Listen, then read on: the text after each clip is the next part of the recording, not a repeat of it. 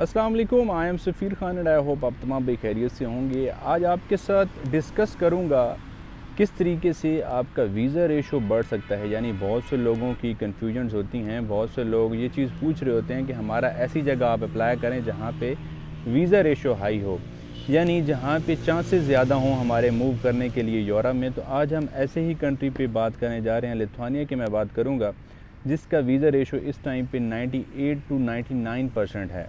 ख़ास तौर पे एशिया से, पाकिस्तान, इंडिया से लोग आजकल ज़्यादा लिथुआनिया को इसी वजह से भी अप्रोच कर रहे हैं बिकॉज़ लिथुआनिया ने जो रीलोकेशन अलाउंस अनाउंस किया है, यानी वहाँ पर रहने के लिए जो अलाउंस अनाउंस किया है लिथुआनिया की गवर्नमेंट ने, 3,444 यूरोज़ वो दे रहे हैं हर एक सिटीज़न को, यानी हर एक इंटरनेशनल जो भी लोग वहाँ पे आ रहे होंगे उसको मिलेगा। वो बेसिकली किस पर्पज़ के लिए हैं वो आपको कब मिलेंगे, बिकॉज़ लोगों में ये भी कन्फ्यूजन पाई जाती है कि वो जो अलाउंस है वो हमें क्या अपने ही कंट्री से पहले लिथुआनिया जाने से पहले ही मिलता है। तो वो सारी चीज़ें मैं आपके साथ डिस्कस करने जा रहा हूँ। बेसिकली ये जो अलाउंस है, ये इसका पर्पज़ ये होता है कि आप लिथुआनिया में जाके मूव करें, लिथुआनिया में आप वहाँ पे रहें, वहाँ पे आप अपना घर ख़रीद लें। घर तो आप 3,444 में पूरा घर तो बड़ा तो नहीं ख़रीद सकते, ज़ाहिर बात है आप अपार्टमेंट छोटा सा ले सकते हैं, 1 रूम का या 2 रूम का, या आप शेयर्ड पर्पज़ में आप रह सकते हैं वहाँ पे। इस पर्पज़ के लिए होता है कि आप वहाँ पे ईज़िली रह सकें, आप जाते ही आपको कोई मुश्किल परेशानी वहाँ पे पेश ना आए। इसकी दूसरी वजह ये भी है बिकॉज़ जितने भी लिथुआनिया के अमीर लोग हैं या जितने भी ऐसे लोग जिनके वहाँ पे बिज़नेस थे, उन्होंने अपनी शिफ्टिंग कर ली है यूरोप के दूसरे कंट्रीज़ में, जो कि बड़े कंट्रीज़ हैं जहाँ पे उनको पैसा ज़्यादा मिलता है, जहाँ पे प्रॉफिट ज़्यादा है, जैसे जर्मनी हो गया, फ्रांस होगा, स्विट्ज़रलैंड होगा। इसी वजह से लिथुआनिया को टैलेंट की ज़रूरत है, इंटरनेशनल टैलेंट की ज़रूरत है, और ये उनकी ऑफिशियल वेबसाइट पे उन्होंने खुद अनाउंस किया है। और काफ़ी केसेस ऐसे हमने खुद भी देखे भी हैं जो कि लिथुआनिया में लोग गए हैं, वहाँ पर रिलोकेशन के उनको अलाउंस मिलता है। अब इसमें आपने अप्लाई कैसे करना है, आप लिथुआनिया जाएंगे कैसे, आपके लिए पेपर वर्क कैसे होगा, इसके साथ साथ आपको मैं विज़िट वीज़ा का भी बताऊंगा, क्योंकि कुछ क्लाइंट्स ने विज़िट वीज़ा के बारे में पूछा है शेंगन स्टेट्स के, कि हम शेंगन स्टेट में मूव करना चाहते हैं। उन सब के लिए लिथुआनिया एक अच्छा ऑप्शन है बिकॉज़ एक तो यहाँ पे वीज़ा रेशो अच्छा है, सेकेंडली आप जब शेंगन की बात करते हैं तो आप 27 कंट्रीज़ में और मूव कर सकते हो, वहाँ पे आप अप्रोच कर सकते हैं, आप अपने बिजनेस देख सकते हैं वहाँ पे मूव होने के लिए, आप अपने लिए जॉब्स देख सकते हैं। वहाँ पे आपके पास डॉक्यूमेंट्स होने चाहिए, आपके पास प्रोफेशनल डॉक्यूमेंट्स हों, आपके पास यूरोप फॉर्मेट में सीवी हो, बिकॉज़ आप यूरोप में मूव कर रहे होंगे।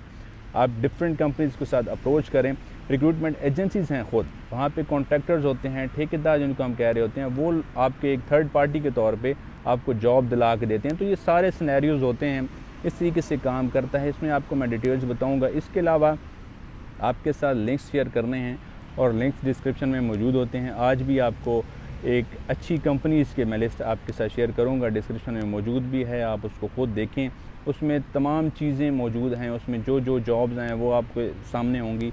इसके अलावा यूरोप में ऐसी रिक्रूटमेंट एजेंसीज़ जिसका मैं आप लिंक आपको डिस्क्रिप्शन में प्रोवाइड कर भी दिया है, उसमें आपको यूरोप के नॉर्वे हो गया, नीदरलैंड हो गया, इस तरीके से जर्मनी हो गया, उन तमाम में वो रिक्रूटमेंट एजेंसी जो है वो काम करती है, आपको जॉब दिलाती है।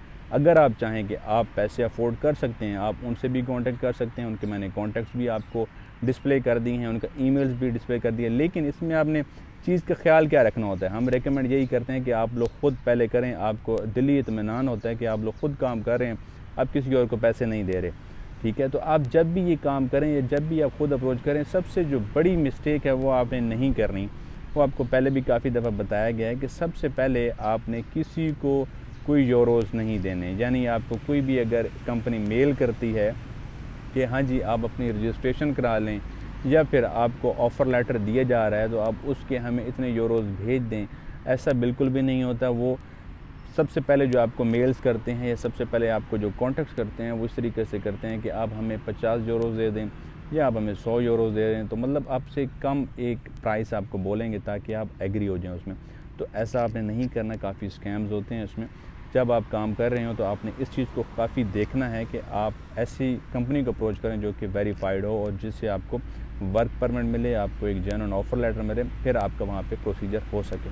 अब इसमें काफ़ी जॉब्स इस टाइम पे लिथुआनिया में अनाउंस भी की गई हैं, उसमें ईज़िली भी होती हैं, मैं इसलिए आपके साथ शेयर भी करता हूँ, जो कि अनस्किल्ड जॉब्स होती हैं। बिकॉज़ ऐसे लोग हैं जिनके पास काफ़ी तालीम नहीं है, जिनके पास इंग्लिश लैंग्वेज स्किल्स ज़्यादा अच्छी नहीं है और वो जाना चाहते होते हैं लिथुआनिया में, लेकिन हाँ उनके पास हुनर होता है, यानी आप इलेक्ट्रीशियन हैं, अगर आप प्लम्बर हैं तो आप जा सकते हैं, आपके पास हुनर है।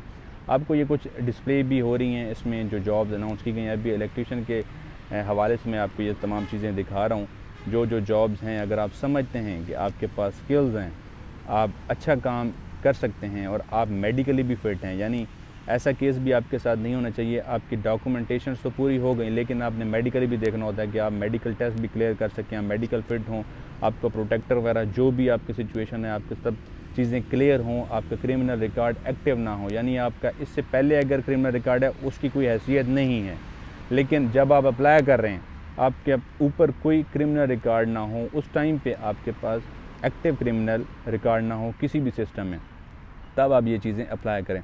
उसके बाद हम बात करते हैं शेंगन स्टेट में एंटर होने के लिए लिथुआनिया को आप विज़िट वीज़ा क्यों कंसिडर कर सकते हैं। उसकी सबसे बड़ी रीज़न मैंने आपको पहले ही बता दी कि एक छोटा सा मुल्क है, आबादी कम है, आप मूव कर सकते हैं 27 कंट्री में, वीज़ा रेशो अच्छी है, ये तमाम चीज़ें हैं। अब इसमें अप्लाई करने के लिए सबसे पहले जो वीज़ा इंट्रोड्यूस कराया गया वो लिथुआनिया गवर्नमेंट ने खुद इंट्रोड्यूस करा दिया है। पूरे यूरोप में शेंगन में वीज़ा उन्होंने इंट्रोड्यूस कराना है कि आप ख़ुद ऑनलाइन वीज़ा अप्लाई कर सकते हैं, लेकिन सबसे पहले अभी लिथुआनिया गवर्नमेंट ने अनाउंस कर दिया है उसको, वीज़ा को आप ख़ुद उसको अप्लाई भी कर सकते हैं। वीज़ा टाइप सी है जिसको हम कहते हैं कि short term visa, 90 days visa, उसकी उन्होंने सबसे पहले अभी वीज़ा की जो एप्लीकेशंस हैं वो ओपन कर दी हैं, आप उनमें अप्लाई कर सकते हैं।